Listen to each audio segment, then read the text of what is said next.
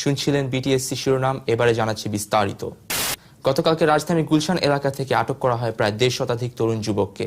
ঘটনাস্থলে গেলে জানা যায় এই সকল তরুণ যুবক বাবা মার কাছ থেকে টিউশনির নাম করে টাকা নিয়ে প্রতিদিন তাদের প্রেমিকাকে খাওয়ায় ফুচকা এবং চটপটি। এছাড়া পুলিশ সূত্রে জানা যায় চক্রের লিডার রোমিও খান পুলিশের হাত ছেড়ে পালিয়ে যায়।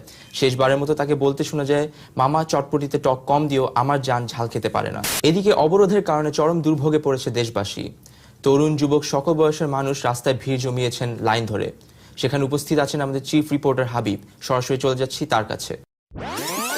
জি সালমান, আপনি যেটা দেখতে পাচ্ছেন, আমরা রাজধানীর একটা রাস্তায় দাঁড়িয়ে আছি এবং আমার পিছনে কিছু সাধারণ জনগণ দাঁড়িয়ে আছেন। তারা কেন দাঁড়িয়েছেন সেটা আমরা জানি না, এখন এই মুহূর্তে তাদের কাছ থেকে আমরা জানবো সেটা। জি, আপনার অনুভূতি কি? আমার সুন্দর একটা ডিউটি জন্য দাঁড়িয়ে। আচ্ছা, আপনার অনুভূতি কি? মনে করেন খুশির ঠেলায় আমি এখানে দাঁড়িয়ে আছি। খুশির ঠেলা দাঁড়িয়েছে। জি, আপনার অনুভূতি কি? আমার এখানে খুব ভালো লাগতেছে, তাই এখানে আমি দাঁড়িয়ে আছি। আপনার খুব ভালো লাগছে। আচ্ছা জি, আপনার অনুভূতি কি?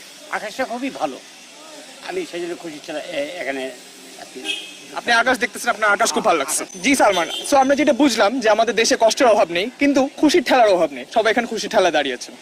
অন্যদিকে ম্যাক্সিমাস ফোন ব্যবহার না করায় বেদম প্রহার করা হয় 3 যুবককে। ঘটনা সূত্রে জানা যায় ম্যাক্সিমাস ফোনের স্টাইলিশ ডিজাইন এবং লেটেস্ট টেকনোলজি থাকা সত্ত্বেও এই তরুণ যুবক কিনেছে বেশি দাম দিয়ে বাজে বাজে ফোন। এতে ক্ষুব্ধ হয়ে যায় এলাকাবাসী এবং তাদেরকে বেদম প্রহার করা শুরু করে। ঘটনাস্থলে উপস্থিত আছেন আমাদের স্টাফ করেসপন্ডেন্ট বাবু। সরাসরি চলে যাব বাবুর কাছে। হ্যাঁ বাবু, আপনি কি আমাকে শুনতে পাচ্ছেন?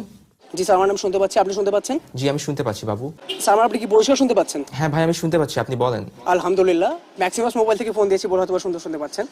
সালমান, আমি এই মুহূর্তে রাজধানীর একটি ব্যস্ত মোড়ে অবস্থান করছি। আপনি দেখতে পাচ্ছেন আমার পিছনে সেই 3 যুবকের একজন বসে আছেন যারা এরকম বোকামিপূর্ণ একটা কাজ করেছেন।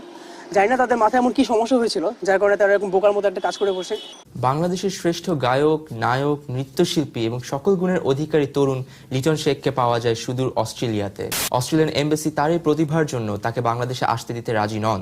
প্রায় 10 মিলিয়ন ক্রাউডের মাঝে আজ হয়ে যায় তার ফার্স্ট অ্যালবাম জিপসি হার্টের প্রথম সোলো লাইভ কনসার্ট। চলুন দেখে আসি সেই কনসার্টের কিছু দৃশ্য।